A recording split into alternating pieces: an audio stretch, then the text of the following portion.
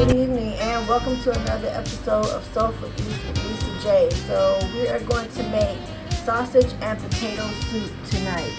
So for the ingredients for this, we're going to have some mild Italian sausage, some kale, potatoes. You're going to need some low sodium chicken broth and some heavy whipping cream because this is going to be a soup that's got like a creamy texture to it. So we're going to start off first by browning our sausage in our Dutch oven. So I'm going to get going with that. So just hang on 1 second. I'm back and I'm going to put my Italian sausage into my Dutch oven. We'll break it up into pieces. You want to cook this until you don't see any pink left in this meat. Break it apart.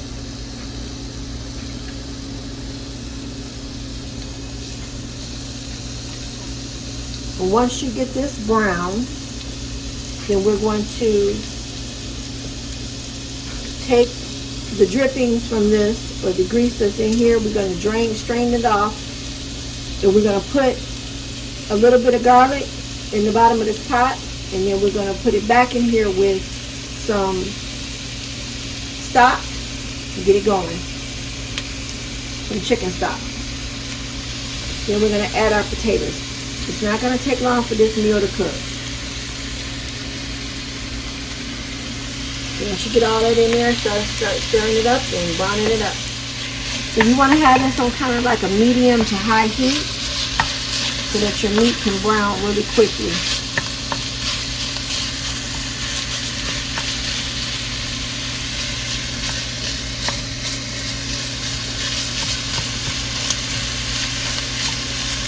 And this should take probably about maybe 5 to 10 minutes for this to get brown all the way through.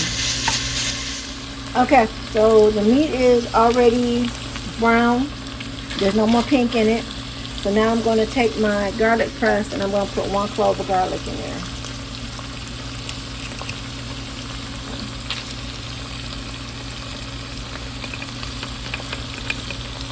Just a little bit of garlic to give it a nice flavor. You don't need too much garlic.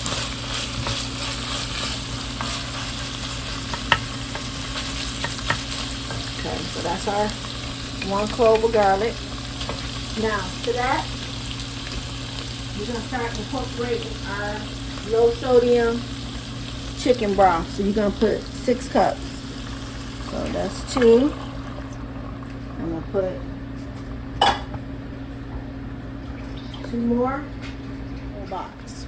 Okay, low sodium.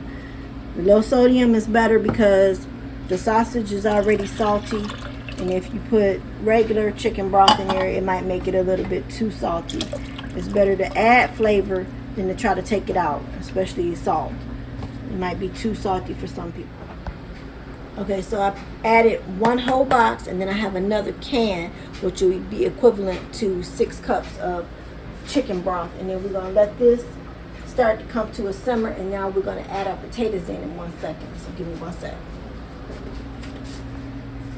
Okay, so 1 more can. So that's 6 cups of broth.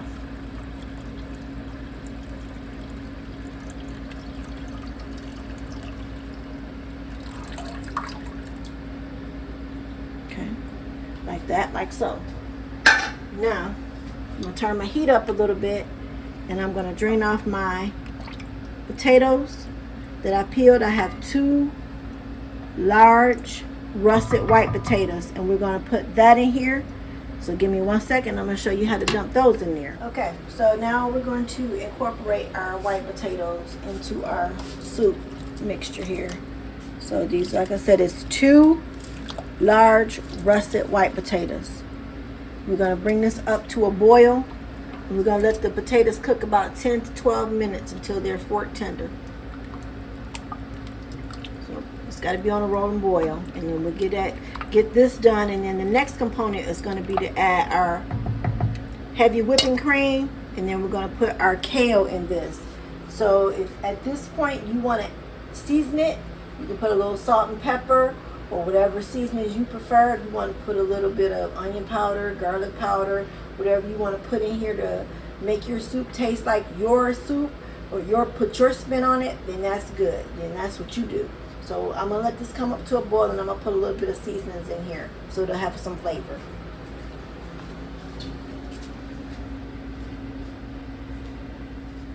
Okay, so my potatoes have cooked about 10 minutes. So I'm gonna take about half of these potatoes out.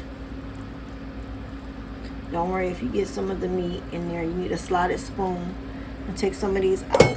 Put them into a bowl. And you're asking, why am I taking these out?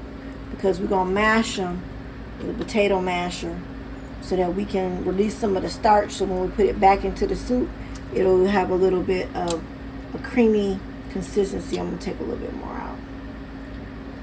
So some of the potatoes will be whole and some of them will be mashed. So that's about enough. So now I'm going to take my trusty potato smasher. So we're just going to take potato masher, mash it up.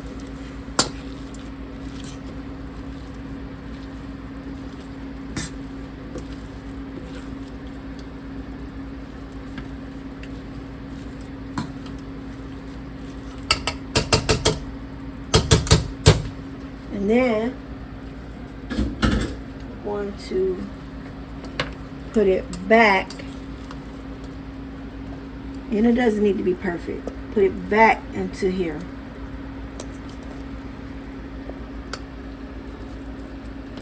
So that way it'll give it a starchy consistency.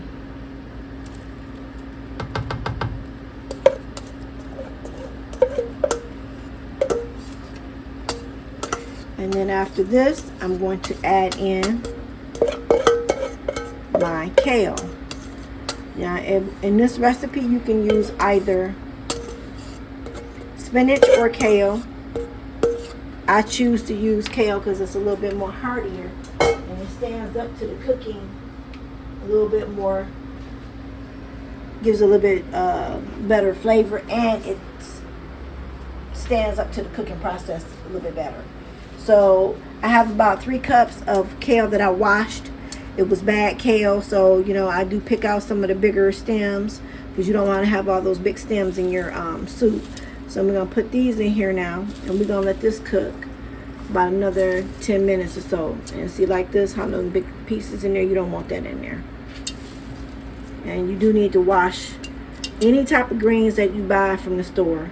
I don't care what nobody say. You can say pre-wash, pre-whatever. You are going to have some leaves in there from the processing plant that's not going to be perfect. So I'm going to pick those out. No, nobody want to be eating them stems anyway. See, like that, you don't want that in there. That's not good to eat. Pick them out. And then we're going to let this cook about another 10 minutes until they wilt down. And see, like how you got some of these leaves like that. See, that's what I'm talking about. You don't want that in there.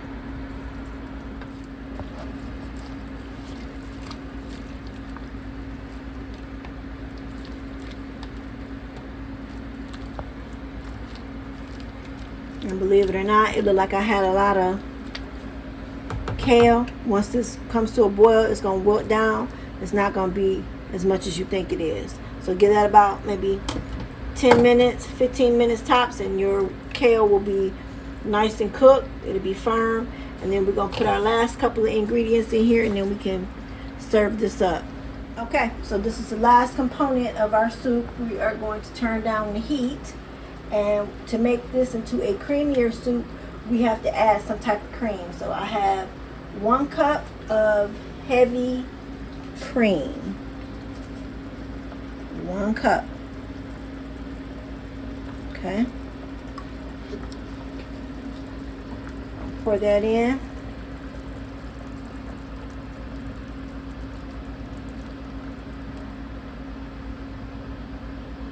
And then we're going to let it come back up to a little bit of a simmer. Let it cook about another 5 to 10 minutes. And you're going to garnish it with a little Parmesan cheese, and if you choose to add a little bit more seasoning, you can.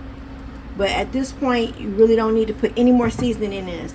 I'm not, because of the sausage and the other seasonings that I put in here, because I did put a little bit of onion powder, a little bit of garlic powder. I don't want to make it too salty, so I'm gonna let this come to a little bit of a boil, turn it down, put it in our bowl, and then we're gonna top it with some shredded Parmesan cheese. And then I have some rolls that I made, and we're gonna use that as our dunkings. We can take it and dunk it down in there, and then we're gonna have us some nice potato sausage soup, and it is really, really yummy. So I hope you try it, but give it another few minutes and I'm gonna plate it up and show you how it looks. Okay, we are all done with our sausage and potato soup with kale, and this is what our finished product looks like. And if you want to garnish it, you can put a little bit of red pepper flakes in there for kick it up a little bit. My family likes to put a little bit of Parmesan cheese in it to, give it that stinky taste. And you have a homemade, not a homemade roll, but a frozen, these are frozen dinner rolls that are made with yeast, and you let them rise, and that comes out. That's good for soaking up all that good broth. This is a nice fall weather type soup for those fall rainy days. So enjoy. I hope you try it. As always, like and subscribe, and have a wonderful evening. Good night. Never say what you didn't do, 'cause to love